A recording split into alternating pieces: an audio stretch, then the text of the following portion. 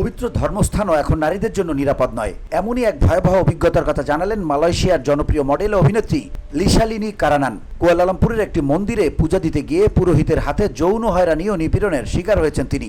সুন্দরী প্রতিযোগিতায় মুকুটজয়ী এই অভিনেত্রী সামাজিক যোগাযোগ মাধ্যমে তার সেই বিভীষিকাময় মুহূর্তের বর্ণনা দিয়ে বিচার চেয়েছেন। ঘটনার সূত্রপাত, লিশালিনী জানান তিনি মন্দিরে পুজো দিতে গিয়েছিলেন। সেখানে উপস্থিত পুরোহিত তাকে পবিত্র পানি ছিটিয়ে দেওয়ার কথা বলে দীর্ঘ সময় অপেক্ষা করান। এরপর অভিনেত্রী যখন অফিসের উদ্দেশ্যে বের হচ্ছিলেন তখন পুরোহিত হঠাৎ তার গায়ে ফুলের তীব্র গন্ধযুক্ত একটি তরল পানি ছিটিয়ে দেন। আশীর্বাদের নামে শ্লীলতাহানি এরপরই ঘটে সেই ন্যাক্কারজনক ঘটনা। লিশালিনী অভিযোগ করেন তার তরল ছিটানোর পর পুরোহিত তাকে তার পরনের পাঞ্জাবি স্যুট খুলতে বলেন। অস্বস্তি বোধ করায় তিনি তাতে রাজি হননি। তখন পুরোহিত মন্ত্রপাঠ শুরু করেন এবং আচমকাই লিশালিনীর ব্লাউজের ভেতর হাত ঢুকিয়ে নোংরাভাবে স্পর্শ করতে থাকেন। পুরোহিত এটিকে আশীর্বাদের অংশ হিসেবে বোঝানোর চেষ্টা করেন। পোস্টে অভিনেত্রী আরও ইঙ্গিত দিয়েছেন তিনি এর চেয়েও বড় ধরনের যৌন নির্যাতনের শিকার হয়েছেন, যা ভাষায় প্রকাশ করতে তিনি অক্ষম।